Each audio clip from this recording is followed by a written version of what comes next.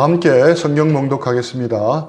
예레미야 32장 39절로 41절 말씀입니다. 합독하겠습니다. 내가 그들에게 한 마음과 한 길을 주어 자기들과 자기 후손의 복을 위하여 항상 나를 경외하게 하고 내가 그들에게 복을 주기 위하여 그들을 떠나지 아니하리라 하는 영원한 언약을 그들에게 세우고 나를 경외함을 그들의 마음에 두어 나를 떠나지 않게 하고 내가 기쁨으로 그들에게 복을 주되 분명히 나의 마음과 정성을 다하여 그들을 이 땅에 심으리라. 아멘. 오늘은 하나님께 영광 돌리는 것에 대해서 지난 시간에 이어서 말씀을 나누겠습니다. 정치인들은 많은데 지도자가 없다는 말들을 많이 합니다. 화려한 언변을 가진 잘 나가는 정치인들은 흔한데 마음으로 존경하고 따르고 싶은 지도자가 없다는 뜻입니다. 이것은 최근 들어 교회 공동체 안에서도 마찬가지입니다. 마음으로 존경하고 따르고 싶은 지도자가 찾기 힘들어졌습니다. 따라야 할 리더가 있습니다. 직분과 권한이 있기 때문에 따라야 할 리더가 있습니다. 반면에 따르고 싶은 리더도 있습니다. 직분과 권한에서 물러나도 여전히 존경하고 따르고 싶은 리더가 있습니다. 어려운 문제를 만났을 때, 신앙적으로 고민이 있을 때, 마음으로 존경하고 찾아갈 수 있는 분이 있다는 것은 큰 복입니다. 이런 분이 경건한 어른이라 할 수 있습니다. 경건한 리더라고 표현하면 좀 더 와닿을 것 같습니다. 경건한 어른이 그립다며 쓰신 김형욱 목사님의 글을 잠시 소개하고자 합니다. 몇 해 전에 읽고 나서 전기 충격을 받은 것 같았던 글입니다. 당신에게는 인생의 어려운 문제를 만났을 때 혹은 신앙적인 고민이 있을 때 찾아갈 수 있는 어른이 있는가? 내가 말하는 어른은 목사나 장로 같은 직분을 말하는 것이 아니고 나이가 지긋한 분을 말하는 것도 아니다. 내가 말하는 경건한 어른은 그가 가진 재능이나 업적이 아니라 그의 경건한 영향력을 인정하기 때문에 교회의 많은 성도들이 웃 어른으로 바라볼 수 있는 사람이다. 하나님을 정말 아는 사람, 상한 심령으로 하나님께 나아갈 줄 아는 사람, 자기 자신보다 그리스도께 푹 빠지는 법을 아는 사람, 자아를 찾는 것보다 그리스도를 아는 일에 더 관심을 두는 사람, 거룩하게 자라가는 사람, 사람들에게 열심과 뜨겁게 타오른 듯한 인상을 주려고 애쓰지 않는 사람, 자신의 내면과 사람들 앞에서 드러나는 모습의 차이를 깨뜨리고 정직하게 자기 자신이 되는 사람, 얄팍한 프로그램이나 행사로 자기를 드러내지 않는 사람, 행동뿐만 아니라 존재감으로 주님을 향한 마음을 느끼게 해주는 사람, 인생에서 심지어 교회에서조차 이리 치이고 저리 치이느라 한 번도 그리스도의 모습을 생각할 수 없었던 사람들에게 경건한 영향력으로 다가오는 사람, 이런 사람이 내가 말하는 경건한 어른이다. 제가 읽고 충격을 받은 이유는 먼저는 제가 너무도 고민하고 있던 내용이라 공감이 가서 그랬고 또 이 글에 비추어 제 자신을 보니 그랬습니다. 나는 이런 경건한 어른이 되어가고 있는가 하는 쪽으로 생각이 흘러가니 부끄러움 때문에 얼굴이 붉어졌습니다. 그때부터 지금까지 아무에게도 말하지는 않았지만 제 마음에 꿈과 소원이 생겼습니다. 경건한 어른에 대한 꿈입니다. 먼저는 제가 이런 경건한 어른이 되었으면 좋겠다는 소원입니다. 그리고 수원 지부 형제 자매들이 장차는 이런 경건한 어른들로 성장하고 성숙해 갔으면 좋겠다는 꿈입니다. 제 치부를 드러내는 것 같아서 선뜻 나누기가 너무 조심스러웠는데 오늘은 용기를 내어서 나누어 봅니다. 하나님을 알고 사랑하고 경외하는 사람, 예수님께 사로잡힌 사람, 겉과 속이 동일한 사람, 손해보더라도 정직한 사람, 은근히 자기를 드러내고 인정받아서 영향력을 행사하기를 원하지 않는 사람, 함께 있는 존재 자체만으로 주님을 향한 마음을 느끼게 해주는 사람. 먼저는 제가 이런 사람이 되었으면 하는 소원이 있습니다. 지금의 제 모습과는 거리가 멀지만 그래도 그렇게 되었으면 합니다. 그리고 여러분들도 이런 사람들로 다 성장했으면 좋겠습니다. 그래서 장차 우리 수원팀이 이런 사람들이 많은 공동체가 되었으면 합니다. 이런 경건한 어른들과 그들의 영향을 받아 자라는 제자들로 이루어진 공동체가 되었으면 합니다. 이것이 우리 수원팀이 꿈꾸는 행복한 제자 공동체의 모습이라 생각합니다. 우리 ENM의 부르심은 제자 훈련이 아닙니다. 제자 삼고 제자를 길러내는 것이 ENM의 부르심이 아니란 말입니다.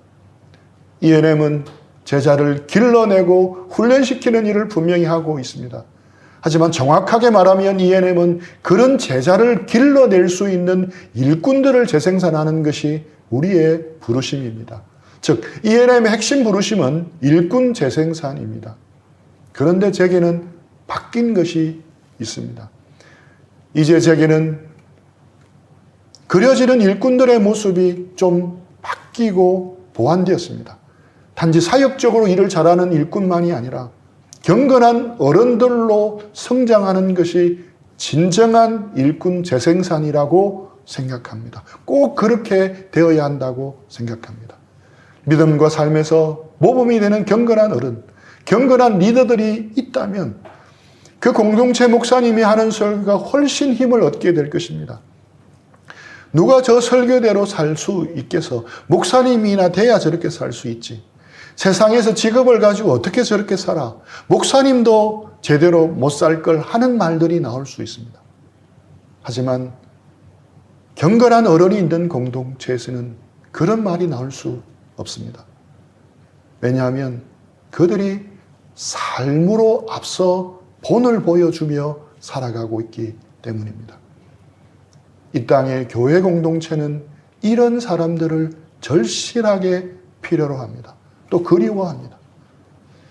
장차는 이런 경건한 어른으로 모두 다 성장하기를 축복합니다. 우리 수원팀의 김영재님 부부, 최영재님 부부가 그런 경건한 어른으로 성장하고 성숙하기를 축복합니다. 그리고 싱글 형제 자매들 모두도 그런 경건한 어른으로 성장하고 성숙하기를 축복합니다. 그런데 여기서 우리에게 질문이 생길 수 있습니다. 그렇다면 교회 공동체에는 왜 경건한 어른이 적은가 하는 것입니다. 오랜 세월 신앙생활 하는 많은 사람들 가운데 경건한 어른을 찾아보기가 왜 쉽지 않느냐 하는 것입니다. 하나님의 성품을 드러내는 경건한 어른들을 왜 찾아보기가 어렵겠습니까? 신앙의 성숙은 세월이 흘러간다고 저절로 이루어지지 않기 때문입니다. 경건한 어른들이 드물어진 가장 핵심적인 이유는 진정으로 하나님을 누리지 못하기 때문입니다. 하나님의 선하심을 알지 못하고 맛보지 못하는 삶 때문입니다. 지난 시간에 설명해 드렸던 도표를 가지고 설명해 보겠습니다. 하나님께 영광 돌리는 삶은 충분 조건 원안에 있는 삶입니다. 충분 조건이 무엇입니까? 하나님 안에서 하나님으로 최고의 만족을 누리는 것입니다. 즉 하나님을 기뻐하고 즐거워하는 것입니다. 그렇다면 필요 조건에서 충분 조건을 뺀 나머지 부분, 속이 뚫린 도너스 모양 부분은 어떤 삶을 의미하는 것이겠습니까? 이 도너스 모양에 포함되는 대표적인 사람이 있습니다. 예수님이 하신 비유에 나오는 사람 중에 있습니다. 누구겠습니까? 탕자의 비유에 나오는 탕자의 형입니다. 큰아들입니다. 그는 게으르지도 방탕하지도 않았습니다. 둘째와는 달리 모범적인 아들이었습니다. 아버지를 섬겨 아버지의 명을 어긴 적이 없었던 착한 아들이었습니다. 그런데 그 역시 탕자였습니다. 동생이 집 나간 탕자였다면 그는 집 안 나간 탕자였습니다. 집 나간 탕자만 기쁘지 않고 행복하지 않았던 것이 아니라 집 안 나간 탕자 큰아들인 형도 마찬가지였습니다. 그도 행복하지 않았습니다. 기쁨을 잃어버렸습니다. 의무감만 남았습니다. 그는 아버지를 즐거워하거나 기뻐하지 않았습니다. 드러나지 않았지만 아버지와 거래와 흥정을 했습니다. 자기만의 내면의 장부를 쓰고 있었습니다. 내가 이만큼 잘 순종하고 잘 섬겼으니 이 정도 보상은 해 주어야 하지 않는가 꼼꼼하게 기록하고 있었습니다. 동생에 관한 장부도 쓰고 있었습니다. 수고한 자신을 위해서는 송아지 한 마리는커녕 염소 새끼 한 마리도 제대로 된 휴가 한 번도 준 적이 없다는 것이 꼼꼼하게 기록되어 있었습니다. 그런데 아버지의 재산을 다 허비해버린 동생을 위해서는 살찐 송아지를 잡아 잔치를 벌이는 것이 도저히 이해가 되지 않았습니다. 완전 불공평 그 자체였습니다. 생각할수록 아버지를 향한 섭섭함이 솟아올라 가득 차버렸습니다. 이런 식으로 자기가 하나님께 행한 수고와 공로보다 하나님이 주시는 것이 작다고 느낄 때 섭섭해지고 억울해지고 부당하다고 느껴지고 분노의 쓴뿌리가 자라기 시작합니다. 감사와 감격, 기쁨과 은혜는 질식당하고 맙니다. 이것은 우리 믿는 자의 공동체 안에 실제로 흔하게 일어나는 일입니다.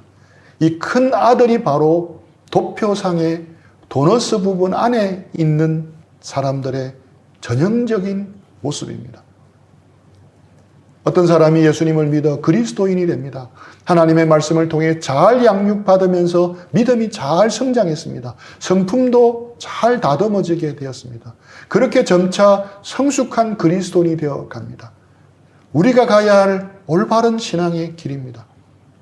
하지만 삐뚤어진 신앙의 경로로 접어들어서 왜곡되고 변질되어 버리는 경우도 허다합니다. 신학의 연수는 오래되었지만 하나님의 은혜를 제대로 누리지 못하면 어떻게 되겠습니까? 율법주의적인 사람으로 삐뚤어져 성장하기 쉽습니다. 겉으로는 제자의 삶을 잘 사는 것처럼 보입니다.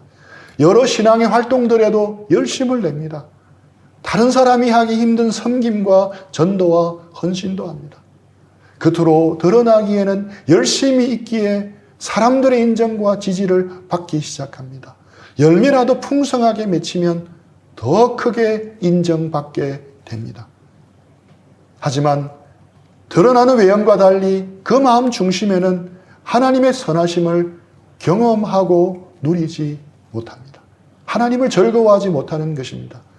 그러면 아까 말씀드린 도표에서 링도나스 부분에 해당합니다.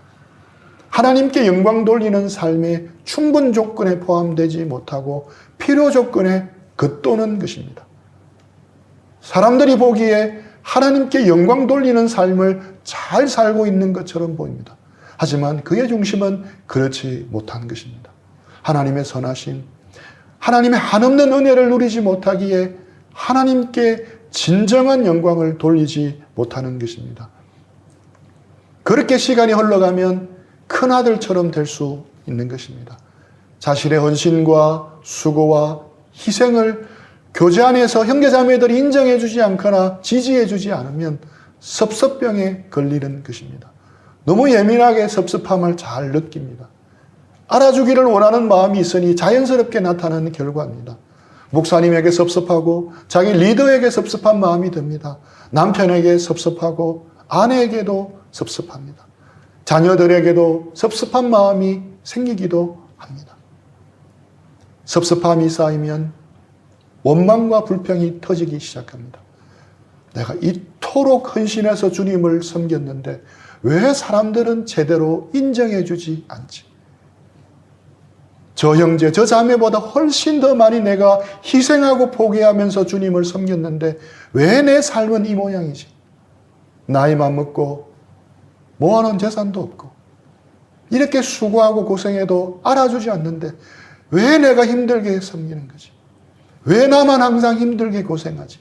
저 자매도 저 형제도 좀 하면 좋을 텐데 하는 생각을 하게 됩니다. 이런 식으로 은혜로 적셔지지 않고 선하심을 누리지 못하고 하나님을 즐거워하지 못하면 아무리 오랜 시간이 흘러도 내면에 참된 변화는 일어나지 않습니다. 진정한 변화는 안에서부터 밖으로 일어나는 것이기 때문입니다. 겉으로는 연수가 오래되고 열심히 있는 신앙인으로 보이지만 결코 경건한 어른으로 성장할 수 없습니다. 율법적인 신앙으로 곁길로 빠져버리는 것입니다. 그런데 경건한 어른들로 성장해 나가는 사람들에게는 희한한 특징이 있습니다. 남들보다 더 많이 헌신하고 수고했음에도 불구하고 늘 빚진 마음이 있다는 것입니다. 갚고 또 갚아도 갚을 것이 있는 사람처럼 그렇게 헌신합니다. 빚진 자의 마음이 있는 것입니다. 무언가 돌아올 것을 기대하며 헌신하지 않습니다. 그저 헌신할 수 있음에 감사합니다. 더 많이 헌신하고 싶어서 안타까울 따름입니다. 또한 엑스트라와 같은 삶을 선택합니다. 세상으로 외칩니다. 남의 인생을 위해 엑스트라와 조연 같은 삶을 살지 말라고 합니다. 반드시 주인공이 되라고 합니다. 가정에서도 학교에서도 직장에서도 심지어 교회에서도 모두가 다 주인공이 되려고 혈안이 되는 세상입니다. 하지만 하나님의 은혜를 깨닫고 하나님을 즐거워하는 사람은 엑스트라와 같은 삶을 기뻐합니다. 자신이 스포트라이트를 받지 못하더라도 기뻐합니다. 자신이 주인공이 되지 못하더라도 기뻐합니다. 왜냐하면 이미 하나님으로 충만하게 채워졌기 때문입니다. 그래서 주인공이 드러나게 하기 위해서 사진 속 주변 풍경 같은 존재가 되더라도 기뻐합니다. 자신 때문에 주님이 드러나고 복음의 진보가 나타나고 주님의 공동체에 유익이 있다면 기꺼이 엑스트라와 같은 삶을 선택합니다. 원래 엑스트라란 이름도 없습니다.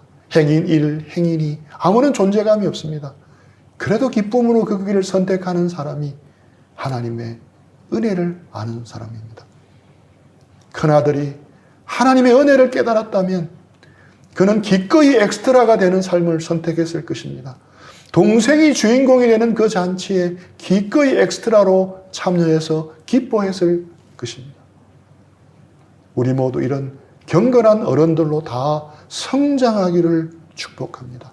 하나님의 선하심을 깨달아 하나님을 즐거워하기를 축복합니다.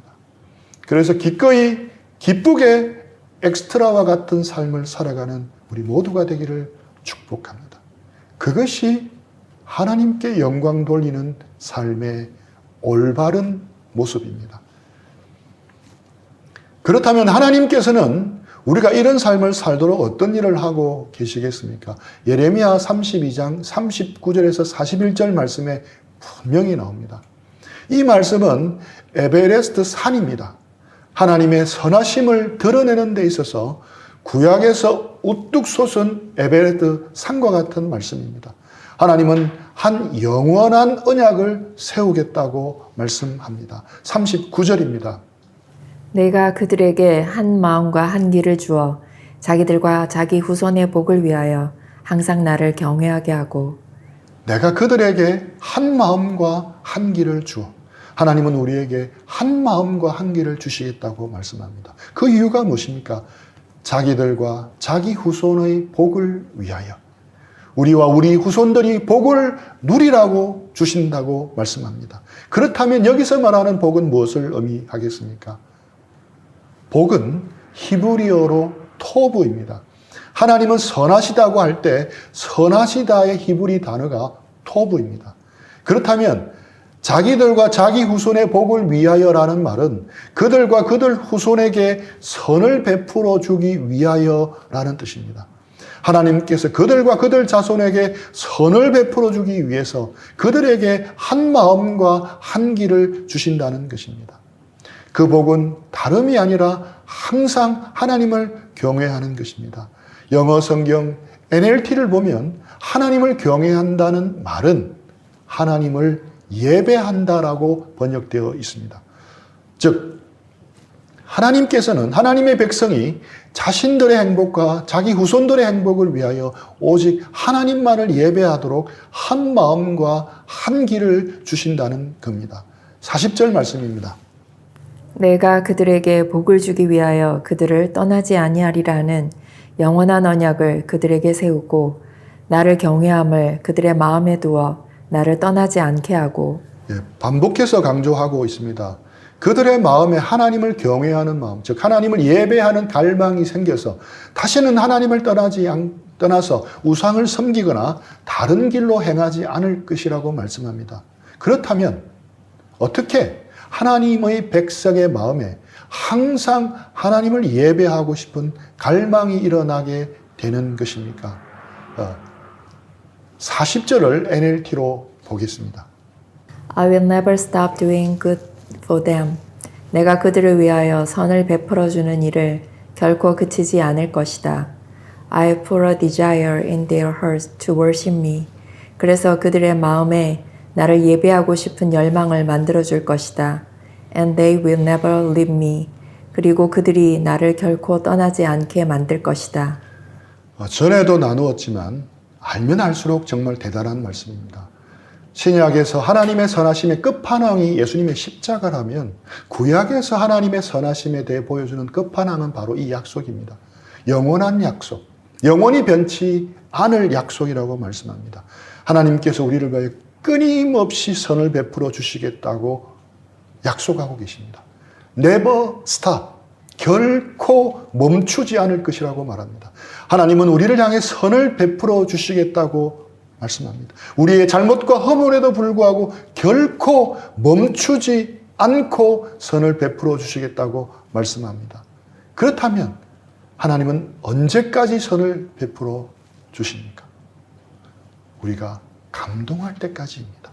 도무지 소망 없고 강팍한 죄인인 우리 마음이 무너지고 감동할 때까지입니다.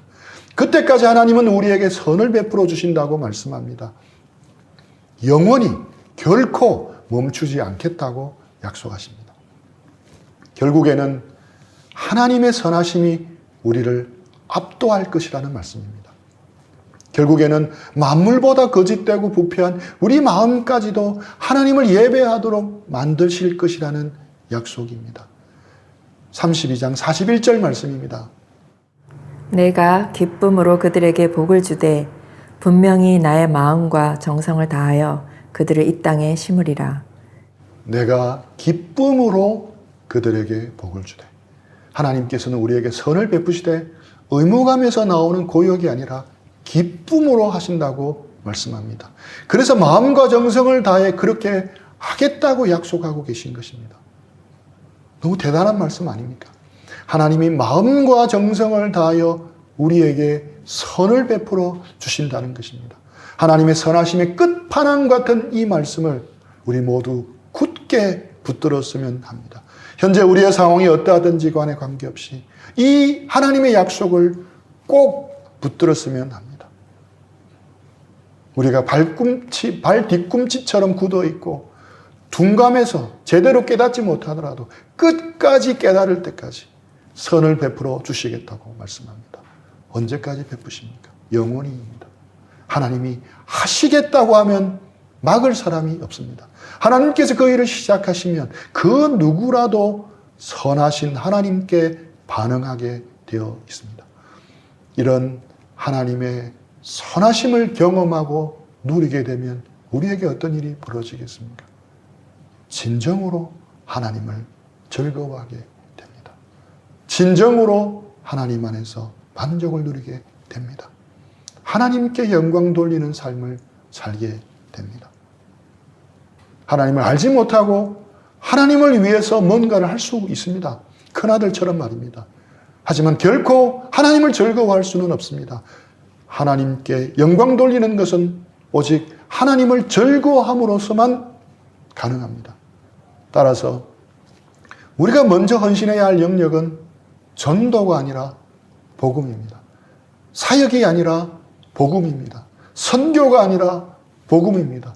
복음에 나타난 하나님의 영광을 위한 하나님의 열심을 보지 못하면 거기에는 우리가 전해줄 하나님도 복음도 없기 때문입니다. 복음에 헌신한다는 말은 하나님을 아는 일에 헌신한다는 말입니다. 하나님을 아는 사람만이, 하나님의 선하심을 맛보아 아는 사람만이 더 하나님을 알기를 갈망합니다. 그리고 이 기쁨이 우리 안에 흘러 넘칠 때 전도가 일어나고 선교가 일어납니다. 전도와 선교는 복음이 흘러 넘침이라 말할 수 있습니다. 선하신 하나님을 즐거워하는 기쁨이 흘러 넘치는 겁니다. 제임스 베커는 말합니다. 헌신은 혹사하는 것이 아니라 흘러 넘치는 것이다. 오버워킹이 아니라 오버플로잉입니다. 김형익 목사님도 말합니다. 선교는 고생하는 것이 아니라 하나님을 즐거워하는 기쁨이 흘러 넘치는 것이다. 아프리카 오지 선교사였던 데이비드 리빙스턴이 1857년에 캠브리지 학생들에게 다음과 같은 말씀을 전합니다.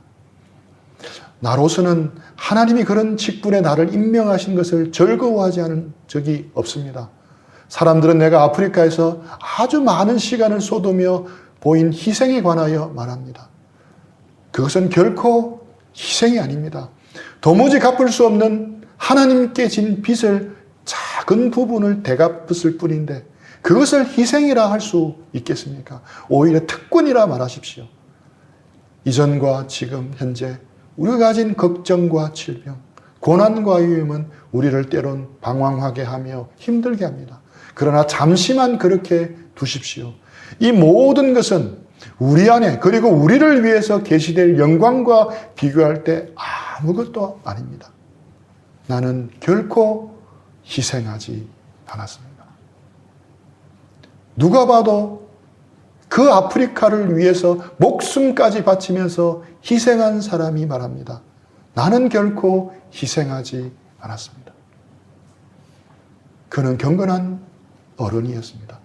큰아들의 병에 걸리지 않은 경건한 어른이었습니다. 평생 하나님의 선하심을 맛보아 알며 하나님을 즐거워했기 때문입니다. 우리 모두도 그런 복을 받기를 축복합니다. 하나님의 선하심을 더욱 맛보아 알며 하나님을 즐거워하며 기뻐하는 우리 모두가 되기를 축복합니다.